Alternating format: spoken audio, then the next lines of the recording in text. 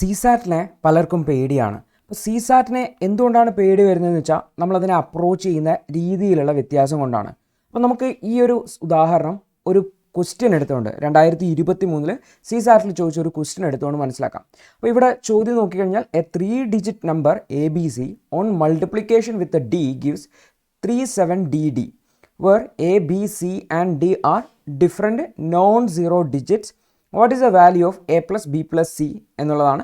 3 options ഉണ്ട്. പിന്നെ നാലാമത്തത് cannot be determined insufficient data എന്നുള്ളതാണ്. അപ്പം നോർമലി ആൾക്കാർ അപ്രോച്ച് ചെയ്യുന്ന രീതി എന്ന് വെച്ച് കഴിഞ്ഞാൽ ABC എന്ന് പറയുന്ന ഒരു സംഖ്യയുണ്ട്, അതിനെ D എന്ന് പറയുന്നതുകൊണ്ട് ഗുണിച്ചു. അപ്പം നമുക്ക് കിട്ടുന്നത് 37DD എന്ന് പറയുന്നതാണ്. അപ്പോൾ ആൾക്കാർ ഇതിലേക്ക് വാല്യൂസ് പുട്ട് ചെയ്യാൻ വേണ്ടി തുടങ്ങും.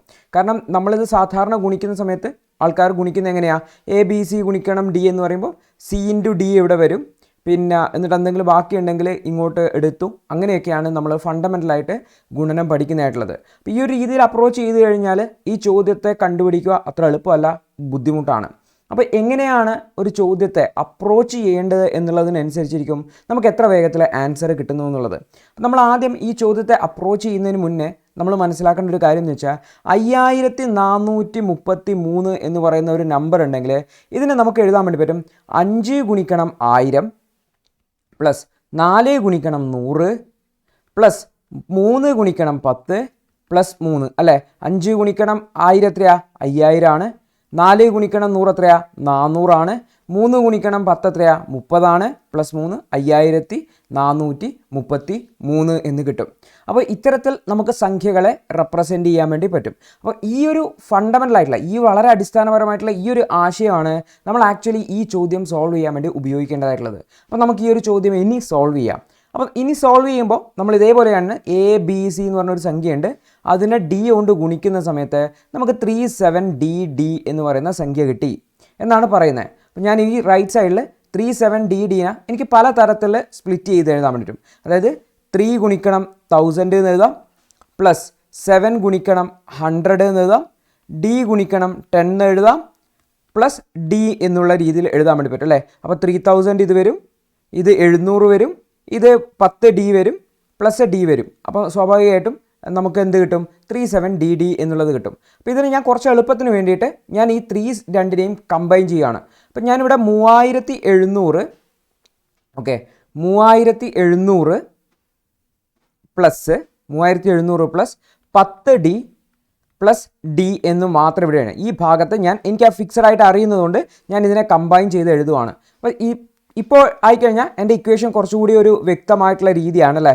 നമുക്ക് നോക്കിക്കഴിഞ്ഞാൽ 3700 പ്ലസ് 10D പ്ലസ് D എന്നുള്ളതാണ്. അപ്പം എനിക്ക് ABC ആണല്ലോ കണ്ടേണ്ടത്, ഏത് സംഖ്യയാണെന്നാണ് കണ്ടുപിടിക്കേണ്ടത്. കാരണം അതിൻ്റെ തുകയാണ് ചോദിച്ചിരിക്കുന്നത്. A plus B plus C എത്രയാണെന്നാണ് ചോദിച്ചിരിക്കുന്നത്. അപ്പം ഞാൻ ഈ Dനെ ഇപ്പുറത്തെ സൈഡിലേക്ക് എടുക്കുവാണ്. അപ്പോൾ ABC ഈക്വൽ ടു ഇതിനെ മൊത്തത്തിലായിരിക്കണം 3700 പ്ലസ് 10D പ്ലസ് D, ഇപ്പുറത്ത് ഗുണിക്കണം D, അപ്പുറത്തെ സൈഡിൽ സമത്തിനപ്പുറത്ത് പോകുമ്പോൾ ഹരിക്കണം D ആവും. അപ്പം ഞാനിതിനെ സ്പ്ലിറ്റ് ചെയ്ത് എഴുതി കഴിഞ്ഞാൽ 3700 ഹരിക്കണം D പ്ലസ് 10D ഹരിക്കണം D പ്ലസ് D ഹരിക്കണം D വരും. അപ്പോൾ നമുക്കറിയാം ഈ ഡിയും ഈ ഡിയും ക്യാൻസലായി പോകും, ഈ ഡിയും ഈ ഡിയും ക്യാൻസലായി പോയിട്ട് ഇവിടെ 1 അവശേഷിക്കും. അപ്പോൾ ഇത് 3700/D പ്ലസ് 10 പ്ലസ് 1, അതായത് 3700/D പ്ലസ് 11 എന്നാണ് വരിക. അതായത് ABC എന്ന് പറയുന്ന സംഖ്യ എന്ന് പറയുന്നത് 3700നെ D കൊണ്ട് ഹരിച്ചിട്ട് അതിനോട് 11 കൂട്ടുന്നതാണ്. ഓക്കെ, ഇനിയാണ് നമ്മൾ മനസ്സിലാക്കേണ്ട ഒരു കാര്യമുള്ളത്.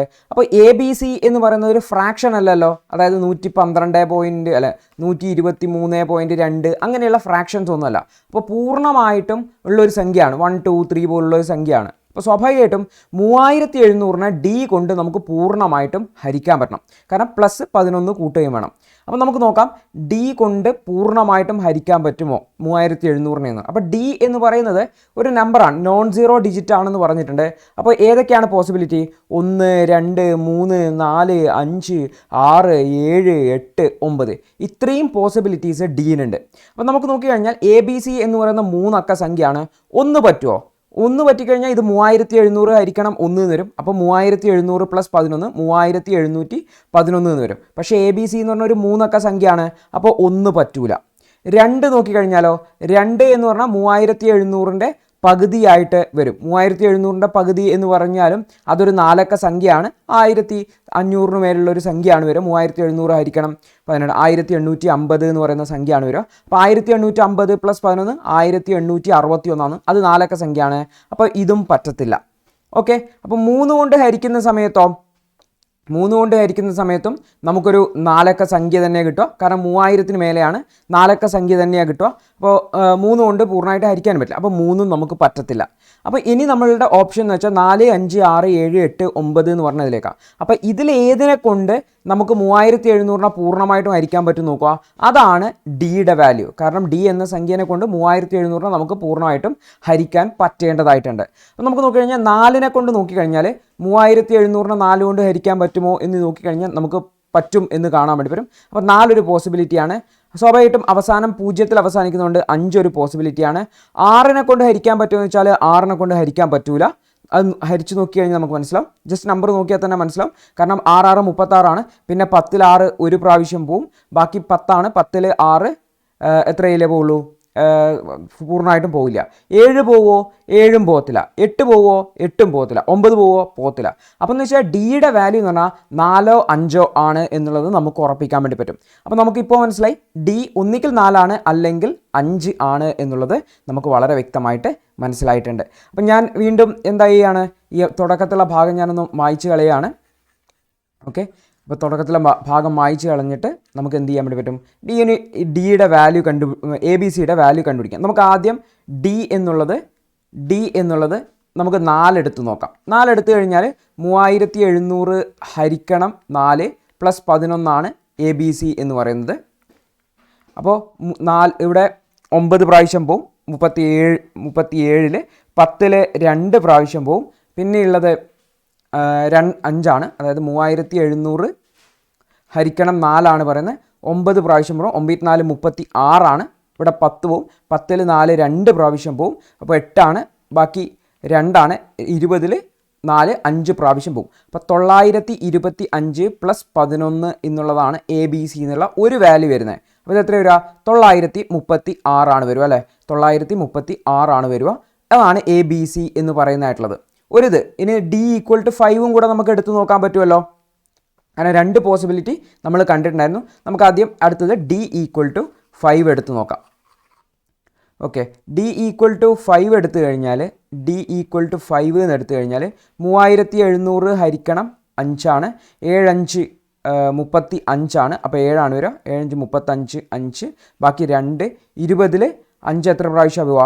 20-ൽ 5 4 പ്രാവശ്യമാണ് പോവുക. 4 5 20 ആണ്. അപ്പോൾ 0 വരും. 0 അപ്പോൾ ഇവിടെ വീണ്ടും 0 വരും. പക്ഷേ 7 4 0 ആണ് വരിക. 7 4 0 + 11 വരും ABC എന്ന് പറയുന്നത്. അപ്പോൾ 7 751 ആണ് ABC എന്ന് വരിക എന്നുകൂടി ഓർത്തു വെക്കേണ്ടതായിട്ടുണ്ട്. അപ്പോൾ നമ്മൾ നോക്കിക്കഴിഞ്ഞാൽ ഇവിടെ 2 പോസിബിലിറ്റി ഉണ്ട്. 751 വരാം. അതുപോലെ തന്നെ പിന്നെ 936 വരാം എന്നുകൂടി ഓർത്ത് വെക്കുക. അപ്പോൾ ഇതിൽ 2 പോസിബിലിറ്റി ഉണ്ട് ABCക്ക് എന്ന് മനസ്സിലായി. അപ്പോൾ നമ്മളിതിൽ ഇനി നമ്മളോട് ചോദിച്ചിരിക്കുന്ന A + B + C. ഇവിടെ A + B + C നോക്കിക്കഴിഞ്ഞാൽ നമുക്ക് കാണാൻ പറ്റും 9ഉം 3ഉം 12 12ഉം 6ഉം 18 കിട്ടുന്നുണ്ട്. ഓക്കെ, ഇവിടെ കൂട്ടി നോക്കിക്കഴിഞ്ഞാൽ 7ഉം 1ഉം 8 8ഉം 5ഉം കൂട്ടിക്കഴിഞ്ഞാൽ 13 ആണ് കിട്ടുന്നത്. അപ്പോൾ ഒന്നുകിൽ 13 ആയിരിക്കണം അല്ലെങ്കിൽ 18 ആയിരിക്കണം ആൻസർ എന്ന് പറയുന്നത്. അപ്പോൾ ഇവിടെ ആക്ച്വലി എന്ന് വെച്ചാൽ 15 16 18 എന്നുള്ളതാണ് ഓപ്ഷൻസ് ആയിട്ടുള്ളത്. സ്വാഭാവികമായിട്ടും ഇതിൽ ഉദ്ദേശിച്ച സംഖ്യ അല്ലെങ്കിൽ ഇവിടെ ABC എന്ന് പറയുന്ന സംഖ്യ എന്ന് പറഞ്ഞാൽ 936 ആയിരിക്കണം. സോ കറക്റ്റ് ആൻസർ A എന്ന് പറയുന്നതാണ്. ഓക്കെ, അപ്പോൾ ഇതാണ് ആ ചോദ്യത്തിൻ്റെ അപ്രോച്ച് ചെയ്യേണ്ട രീതി എന്ന് പറയുന്നതായിട്ടുള്ളത്. അപ്പോൾ നമ്മൾ ഫണ്ടമെൻ്റലി പഠിച്ച ഗുണനത്തിൻ്റെ രീതി അപ്രോച്ച് ചെയ്ത് കഴിഞ്ഞാൽ നമുക്ക് ആൻസറിനെ കിട്ടത്തില്ല. അപ്പോൾ ഇത്തരത്തിലുള്ള രീതികൾ എങ്ങനെയാണ് പഠിക്കുക എന്ന് വെച്ചാൽ പ്രീവിയസ് ക്വസ്റ്റ്യൻസ് സോൾവ് ചെയ്തിട്ട് നമുക്ക് പഠിക്കുക എന്ന് മാത്രമേ ഉള്ളൂ. അപ്പോൾ ഈ ഒരു പ്രോബ്ലം ഞാൻ ചെയ്യുന്ന സമയത്ത് കുറേ സമയം എടുത്തായിട്ട് നിങ്ങൾക്ക് ഫീൽ ആവും. കാരണം ഞാൻ നിങ്ങൾക്ക് എക്സ്പ്ലെയിൻ ചെയ്ത് തരുവാണ് ചെയ്യുന്നത്. മറിച്ച് ഈ ഒരു മെത്തേഡ് നിങ്ങൾക്ക് അറിയാമെങ്കിൽ വളരെ വേഗത്തിൽ ഈ ഒരു ആൻസറിലേക്ക് എത്തിക്കാൻ വേണ്ടി പറ്റും. ലെസ് ദാൻ 1 മിനിറ്റിന് തന്നെ നിങ്ങൾക്ക് ആൻസർ കണ്ടുപിടിക്കാൻ വേണ്ടി പറ്റും എന്നുള്ളതാണ്. അപ്പോൾ CSAT പഠിക്കുമ്പോൾ പ്രീവിയസ് ക്വസ്റ്റ്യൻസ് പ്രാക്ടീസ് ചെയ്ത് പഠിക്കാൻ വേണ്ടി ശ്രമിക്കുക, മെത്തേഡുകൾ മനസ്സിലാക്കാൻ വേണ്ടി ശ്രമിക്കുക, ആ മെത്തേഡുകൾ ഉപയോഗിച്ച് പ്രോബ്ലത്തെ സോൾവ് ചെയ്യാൻ വേണ്ടി ശ്രമിക്കുക എന്നുകൂടി ഓർത്ത് വെക്കുക. ഇൻ കേസ് നിങ്ങൾക്ക് ഈ ഒരു CSATന് പ്രിപ്പയർ ചെയ്യുന്ന കുറച്ച് ബുദ്ധിമുട്ടാണ് തോന്നുവാണെങ്കിൽ ലേണേഴ്സിൻ്റെ CSAT ക്ലാസ്സുകൾ ഒന്ന് ട്രൈ ചെയ്ത് നോക്കുക. കാരണം CSATലെ പ്രീവിയസ് ക്വസ്റ്റ്യൻസ് ഈ ഒരു ഷോർട്ട് കട്ട് മെത്തേഡുകൾ ഉപയോഗിച്ചുകൊണ്ട് ചെയ്യുകയാണ് CSATൻ്റെ ക്ലാസ്സിലൂടെ ചെയ്യുന്നത്. അപ്പോൾ ആ മെത്തേഡുകൾ മനസ്സിലാക്കുക. അത്തരം ചോദ്യങ്ങൾ വരുന്ന സമയത്ത് അല്ലെങ്കിൽ ആ മെത്തേഡുകൾ അപ്ലൈ ചെയ്യേണ്ട ചോദ്യങ്ങൾ വരുന്ന സമയത്ത് നമുക്ക് വളരെ വേഗത്തിൽ ക്യാച്ച് ചെയ്തിട്ട് സമയബന്ധിതമായിട്ട് തീർക്കാൻ വേണ്ടി പറ്റുന്നതാണ്. കാരണം പല ആൾക്കാർക്കും ഈ ഒരു CSAT ഒരു ബുദ്ധിമുട്ടായിട്ട് വരുന്നത് നമ്മൾ ആ ചോദ്യത്തെ അപ്രോച്ച് ചെയ്യുന്ന രീതിയാണ്. നമ്മൾ സ്കൂളുകളിലോ കോളേജുകളിലോ പഠിച്ചിട്ടുള്ള ഫണ്ടമെൻ്റൽ ആയിട്ടുള്ള രീതികളിലൂടെ അല്ലെങ്കിൽ നേരിട്ടുള്ള ഗുണനം, നേരിട്ടുള്ള ഹരണം പോലുള്ള രീതികളിലൂടെ CSATൽ ഉത്തരം കണ്ടുപിടിക്കുക ബുദ്ധിമുട്ടാണ്. അതിന് വേണ്ടിയിട്ട് കൃത്യമായിട്ടുള്ള പ്രാക്ടീസ് തന്നെ വേണം. അതിന് വേണ്ടിയിട്ട് പ്രീവിയസ് ക്വസ്റ്റ്യൻസ് പഠിച്ച് മനസ്സിലാക്കി പ്രാക്ടീസ് ചെയ്യണം. അതിനെ കുറച്ചുകൂടി ഈസി ആക്കി മാറ്റും ക്ലാസ്സുകൾ എന്ന് മാത്രമേ ഉള്ളൂ. അപ്പോൾ താല്പര്യം ഉണ്ടെങ്കിൽ തീർച്ചയായിട്ടും 7306876902 എന്ന് പറയുന്ന നമ്പറിലേക്ക് കോൺടാക്റ്റ് ചെയ്യാവുന്നതാണ്. ക്ലാസ്സിൻ്റെ ഡെമോ കണ്ട് സ്യൂട്ടബിൾ ആണെങ്കിൽ ക്ലാസ്സിൽ ജോയിൻ ചെയ്യാവുന്നതാണ്. അപ്പോൾ CSATനുള്ള ഒരേ ഒരു വഴി എന്ന് വെച്ചാൽ പ്രാക്ടീസാണ്. അത് കൃത്യമായിട്ട് ചെയ്യുകയാണെങ്കിൽ CSAT ആ മെത്തേഡുകൾ മനസ്സിലാക്കി ചെയ്യുകയാണെങ്കിൽ CSAT വളരെ സ്മൂത്തായിട്ട് കംപ്ലീറ്റ് ചെയ്യാൻ വേണ്ടി പറ്റും.